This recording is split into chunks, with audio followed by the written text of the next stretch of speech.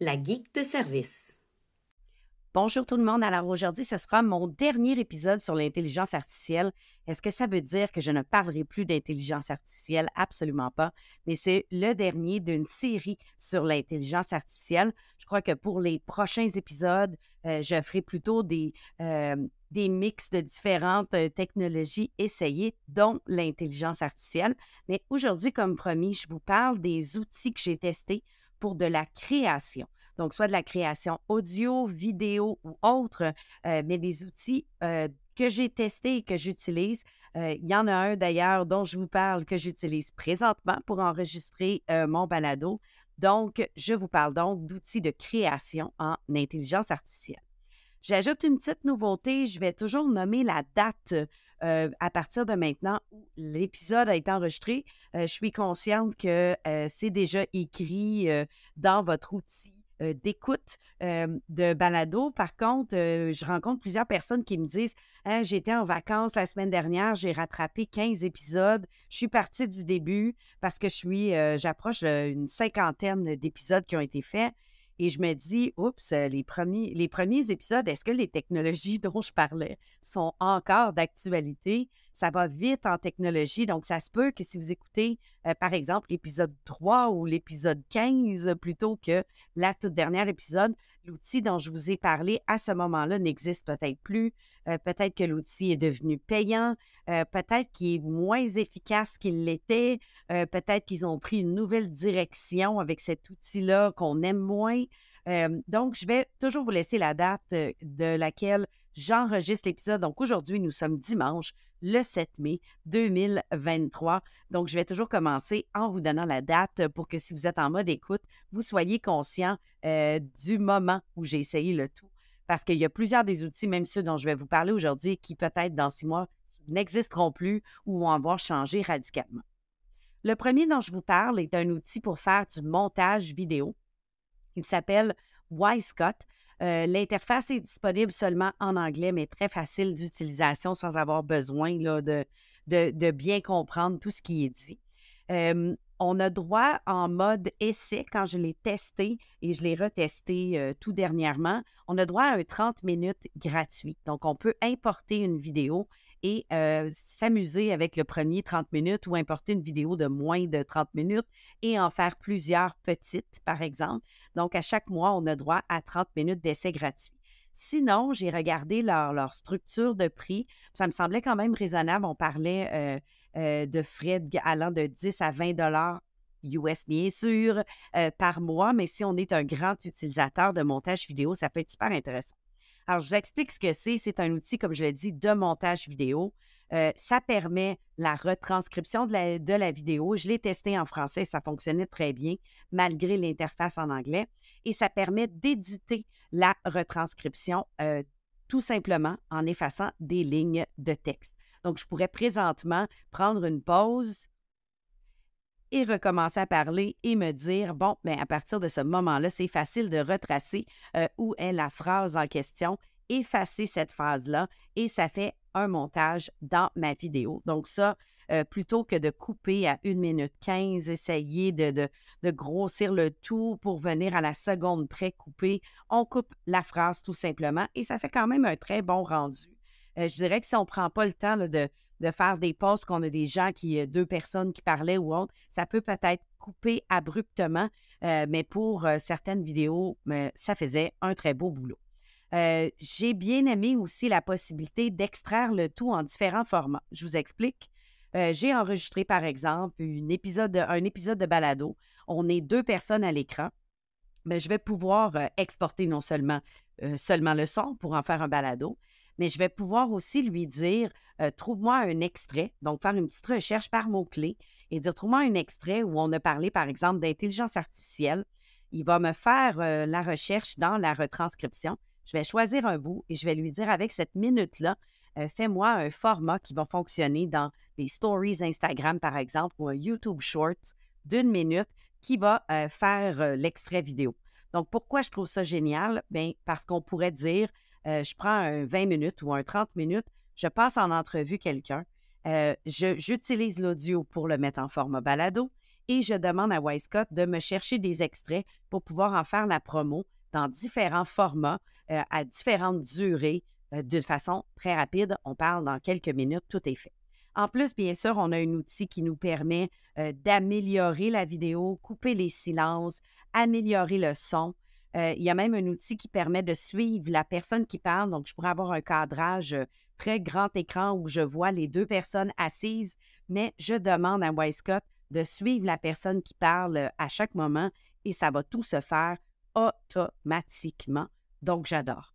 En test de mon côté, je l'ai testé, je suis plus balado que vidéo, mais je vois des belles opportunités de pouvoir générer du contenu de façon différente et de différencier mon contenu, surtout si on a une petite entreprise où on est en éducation et on veut, par exemple, générer plusieurs types de contenus pour faire valoir quelque chose, par exemple. Eh bien, je trouve que ça sauve vraiment du temps. Donc, ça s'appelle Wisecut et on a droit à un essai pas un essai, mais un 30 minutes gratuit par mois. Donc, c'est vraiment pas un essai d'une fois. On pourrait dire, bon, ben moi, ça me suffit la version gratuite. À suivre si ça va rester pareil passé le 7 mai. Donc, on verra le tout. Le deuxième est de son côté pour l'audio. Donc, un fichier audio comme par exemple le balado que je suis en train d'enregistrer présentement. Je pourrais extraire mon MP3, par exemple, mon fichier audio et le soumettre à AI Riverside Transcription. Qu'est-ce qu'il va faire, malgré son nom en anglais? Il va me faire la retranscription de mon fichier audio. C'est gratuit. Par la suite, je peux le copier-coller. Par contre, pour le télécharger et donc, par exemple, l'utiliser pour ajouter des sous-titres ou autre, ou le transférer dans un autre outil, bien, c'est payant. Malgré l'interface en anglais, c'est super simple. On n'a même pas à se créer un compte. Là, on arrive sur la plateforme, on soumet le tout. Par contre, je vous invite à la prudence sur ce qu'on soumet. Je n'ai pas tout lu les contrats légaux de Riverside, donc je ne soumettrai pas des choses qui sont confidentielles, par exemple, pour avoir une retranscription. Par contre, si c'est quelque chose qu'on n'a pas un droit d'auteur, une confidentialité extrême, on peut tout à fait aller l'essayer. Ça permet vraiment d'aller chercher une retranscription. J'ai vu quelques erreurs. Par exemple, mon nom coutelé est toujours manipulé partout dans tous les outils de retranscription, mais on s'entend que ce n'est pas un nom commun qui est une erreur et une faute grave de l'IA. Donc, c'est quelque chose qu'on peut facilement après aller éditer. J'ai aussi testé et je suis présentement en train de retester Adobe Podcast qui est en mode bêta. Il faut faire la demande pour l'essayer. Alors, il y a quelques semaines, on m'a donné les accès pour tester la plateforme. C'est une plateforme comme on en connaît beaucoup, des plateformes comme Soundtrap et autres qui permettent d'enregistrer un balado, mais avec une interface ultra simple, ultra épurée. Les pistes audio s'ajoutent une à la suite de l'autre, de haut en bas plutôt que de gauche à droite comme on est habitué. Ce n'est pas un outil de montage vidéo par contre, mais on a quelques petites options, mais surtout, on a des options d'intelligence artificielle qui nous permettent, par exemple, de couper les bruits ambiants, de couper certains silences. Donc, il y a une petite baguette magique, c'est devenu le symbole à rechercher un peu partout. La petite baguette magique d'intelligence artificielle qui me permet de filtrer, de lui demander d'améliorer mon son. Donc, j'ai fait quelques tests, j'ai fait exprès d'avoir des micros qui étaient moins bons, voir la différence de son et vraiment, je suis impressionnée. J'utilisais déjà Soundtrap pour faire le tout, mettre des effets. Là, je n'ai pas une tonne d'effets, mais juste d'améliorer la piste originale, j'ai trouvé vraiment, vraiment chouette. On a aussi une banque de musique libre de droit. On parle tout simplement du glisser et déposer. Je me vois tout à fait l'utiliser avec des tout petits parce que l'interface est très, très, très épurée, très pictogramme. Malgré que c'est en anglais, là, on parle de un bouton rouge pour enregistrer. On a un micro. On a presque pas on a le mot musique en anglais, mais à part ça, on a une petite note de musique juste en haut. Donc, très, très facile à utiliser. Tout est glissé, déposé. Donc, je vous invite à aller le voir visuellement. Là, c'est difficile des fois en balado de tout décrire, mais je le trouvais très, très simple d'utilisation. Par contre, parce qu'il est en mode bêta, Je n'ai aucune idée encore. Est-ce qu'il va être 13 ans et plus, 18 ans et plus? Est-ce qu'il va être inclus dans une suite d'éducation? On est vraiment en balbutiement. Il permet, en plus de son amélioration avec l'IA, la retranscription. Par contre, elle ne fonctionne pas en français de ce côté-là. Peut-être que c'est quelque chose qui va venir. Je l'ai testé en anglais, elle fonctionne super bien, mais contrairement à Riverside, elle ne retranscrit pas en français pour le moment. C'est possible aussi d'inviter des invités à se joindre à nous. On a simplement l'audio, par contre, on n'a pas d'outils vidéo pour se voir, mais la personne entre dans notre studio d'enregistrement et donc c'est possible d'enregistrer avec d'autres. Et ce que j'ai particulièrement aimé, il y a une petite option qui s'appelle Placeholder, qui est dans le fond un endroit où on peut venir ajouter du texte. Donc, on viendrait entre chacune des pistes audio ajouter du texte, soit pour retravailler le tout, mais moi, je l'ai utilisé en copiant-collant mes notes juste avant de démarrer l'enregistrement et de pouvoir avoir mes notes à l'écran, dans un seul écran, dans une plateforme. Donc, je voyais très bien des élèves, par exemple, pouvoir tout placer l'introduction, placer le texte en ordre pour ensuite enregistrer le tout et glisser, déposer les cases. Bien sûr, lorsqu'on exporte le fichier, parce qu'on nous permet d'exporter le fichier, mais on n'a pas ces notes-là, ce sont seulement des petites notes qu'on peut s'ajouter. Donc, vraiment, à surveiller comme outil. J'ai enregistré le balado d'aujourd'hui avec Adobe Podcast.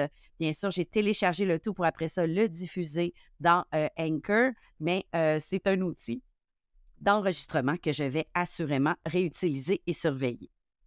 Le dernier que je vous mentionne est Canva. Pour toutes ces options d'intelligence artificielle, je crois qu'on en avait déjà parlé, des options de création d'images. On avait parlé de Magic Write qui est maintenant disponible dans toute la suite de Canva, quel que soit votre Canva, un personnel ou un professionnel.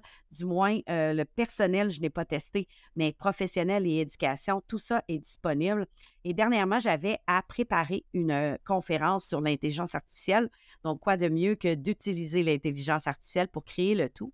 Alors, ce que j'ai fait, c'est que j'ai ouvert le nouveau Canva document qui est sorti quand même il y a quelques mois, qui me permet de rédiger un document.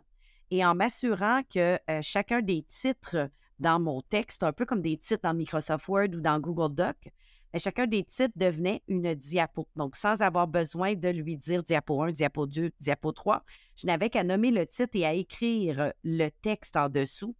Et lorsque j'ai eu terminé, j'avais la possibilité de faire basculer le tout dans une présentation. Donc, il m'a préparé le tout. Chaque titre devenait une diapo. Par exemple, si j'avais 20 titres, j'avais 20 diapos. Le texte qui était en dessous du titre était placé sur ma diapo et il m'avait suggéré des images déjà à ajouter. J'ai eu tout un travail quand même à aller choisir le tout. Il y a un outil qui nous permet aussi de voir d'autres propositions de diapositives. J'ai trouvé ça très pratique. J'ai sauvé beaucoup de temps de mise en page. D'un autre côté, c'était des versions quand même très épurées. On est souvent dans texte à gauche, image à droite, ou image à gauche, texte à droite, titre, point form, c'est tout. On est un peu moins dans une créativité à laquelle je suis habituée avec certains modèles Canva. Par contre, c'était ultra rapide. Donc, si on a quelque chose de rapide à présenter, ça peut être super et j'imagine que c'est quelque chose qui va évoluer aussi.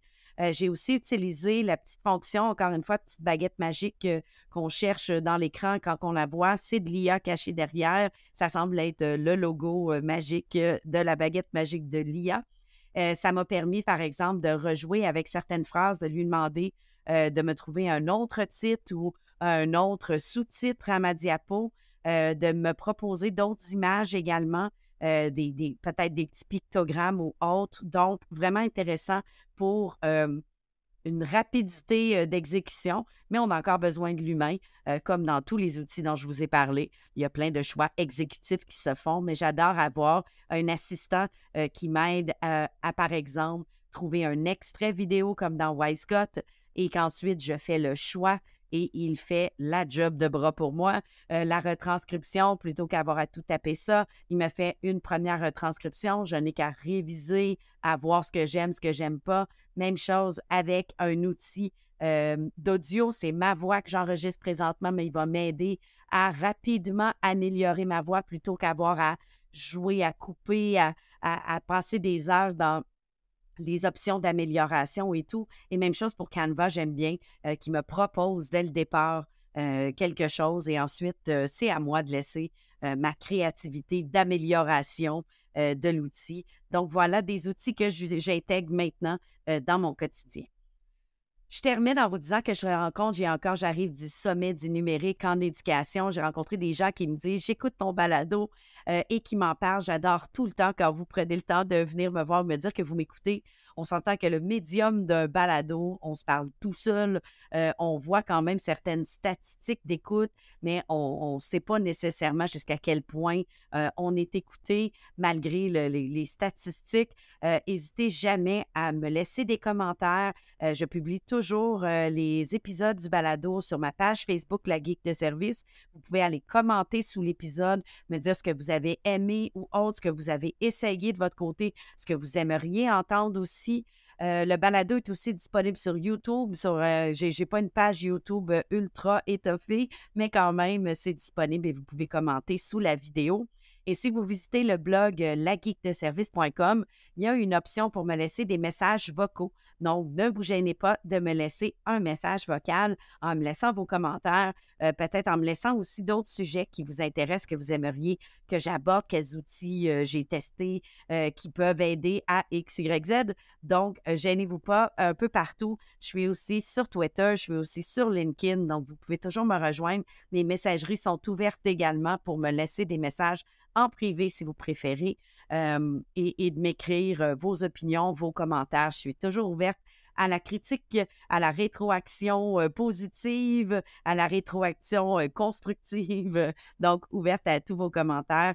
On se reparle très bientôt pour d'autres découvertes, d'autres explorations qui ne seront pas nécessairement d'intelligence artificielle, mais qui sait peut-être parce qu'il y en a beaucoup des outils ces temps-ci à découvrir. À bientôt!